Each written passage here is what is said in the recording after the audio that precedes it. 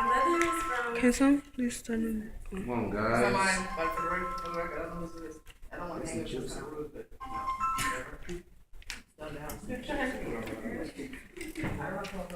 Hey, just start, man. Forget all these rude people.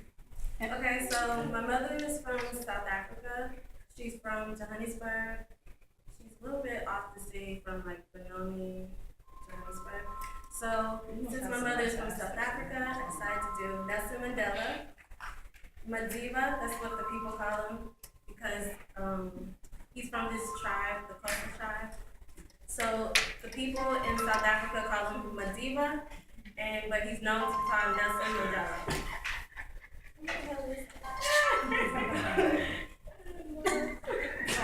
You Africans are not serious.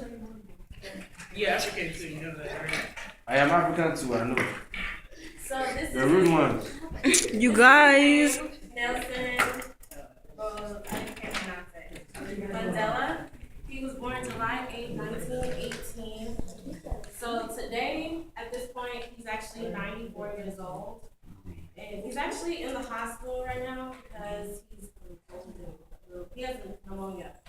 But anyways, he was born in this little village in South Africa, eastern parts, in Transkei. Like, this is where he, like, grew up. Is that the sea? That's like a river. Yeah, I think it's actually, yeah, it's the eastern part, so it's the Indian, I don't know. Okay, so like, his name wasn't born Nelson Mandela. His teacher actually gave him that name because they didn't have English names, so the teachers didn't want to like pronounce his African name because they wanted him to like, they wanted them to forget his name or like his language and stuff, so they gave him an English name, Nelson. Okay, so when he was a little bit older, his mother took him to like a secondary school, took him to a Christian a church so he can learn Christianity, and that's where he became a Christian. That's where he got his education. That's where he learned history. That's where he learned geography, Xhosa, English, and stuff like that.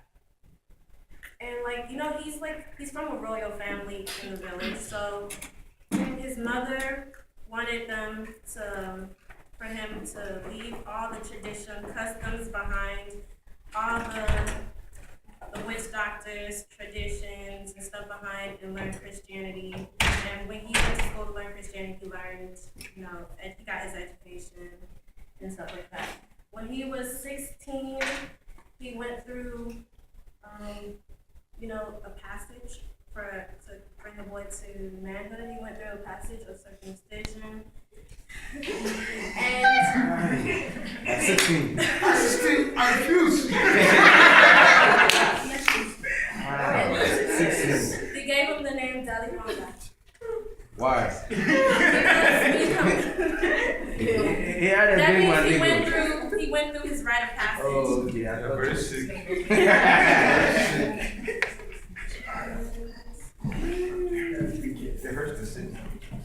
So that's him as a young man. So his education background, he went to an institute first, got 2 years of school.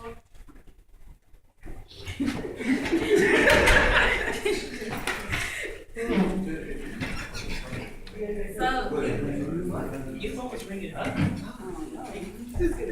Thank you. anyways, this is his education background. He went to all these colleges in his whole lifetime. At first, he got his 2-year certificate. Then he joined the ANC, where he started this this movement of Black Power, rising against apartheid. And then while he was actually in jail, that's when he got his law degree, his bachelor's in law, in University of Witwatersrand, Johannesburg. This is like the first school he went to, the institute where he got his 2-year degree. So as I said, he joined the ANC, the African National Congress, For 20 years, he fought against apartheid, nonviolence movement to fight against the minority, and it's created things so black people can have the right to vote. Because at this time, just think that these people were oppressed. My people were oppressed, yes. And they were, you had to have a pass just to go out of the city. Like, just to say we're in Arlington, just to go to Dallas, you have to have permission, a pass. If you didn't have a pass, you would be put in jail or you would be beaten, spit on, and stuff like that. You had to, like everywhere you go, they had to, make sure they had control of you. So he was fighting against that, but in a nonviolent way. Okay, so after, during the ANC, the government was really mad at him. He went to jail with 10 other people. Well, the first time he went to jail for 5 years, that's where he got his degree in Bachelor's of Law. The second time he went to jail, he was sentenced to life in jail with one of the leaders called Oliver Trumbull, who was the president of the ANC that recruited him into the program. And that's where, a legend started. They're like, Nelson Mandela in jail.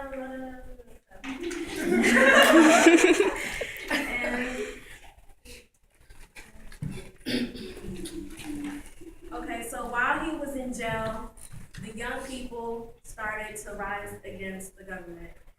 The young people at the time were like the 1960s people. The people before him, before 1960s, they kind of accepted it. They didn't accept it. They knew they wasn't ready to do something about it. But around this time, this is when people's blood was boiling. This is when people were ready to rise against the government. They were doing protesting. They were burning anything that had to do with the government, schools, post office. They were flipping cars. They were killing people. Nonviolence was over, and they were doing violence. And this is a picture of Hector Peterson. This boy, he was shot by police running in the back, running away in a school.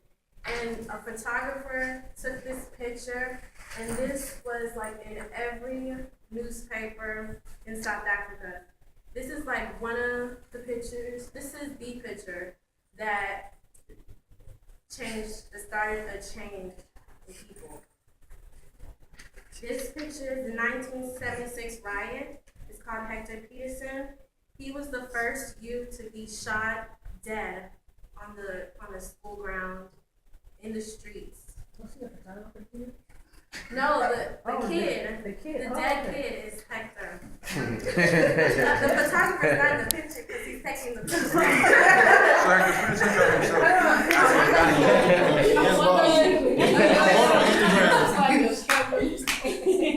Yeah. This guy that's carrying him, he was kicked out of the country because they say he was part of bringing down the government. He went to he ran away to Nigeria and stuff. And this girl, she's there crying. This is her brother and she's there yelling, running. They killed my brother. So Nelson Mandela, during that shootout riots, Nelson Mandela was in jail for 27 years. So after about 1985, the world has shunned South Africa. Trade is not going on. South Africa's not part of the Olympics. They're not. They're just being ignored, which is really bad for the economy. And inside the country, the minorities, which are the white people, which we call Afrikaans, they are in hell. So the president of that time was He's a reason. I've never heard of white people say, oh no, I can't do it.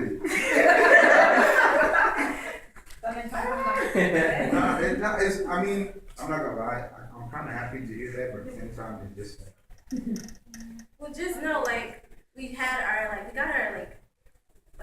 independence, our birthday was over by 1990.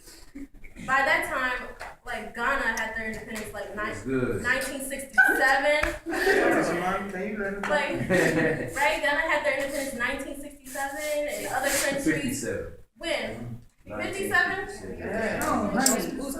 Okay, it's okay, continue. That's 1957, right, Henry? Yeah. And other countries followed after that. Yeah. We were like one of the last people still being controlled. And, you know, like, when they control your mind, they control everything. So they try to make a deal with Nelson Mandela, say, stop the violence and we'll let you out early. He didn't make any bargains, but after some time, they let him out because the economy was too bad. The country was in turmoil. So in 1990, he was finally out. And he became, He was older, that's why he had reached that age. he's 94 now, or whatever. He's 94 now, so do the math. So he was 84.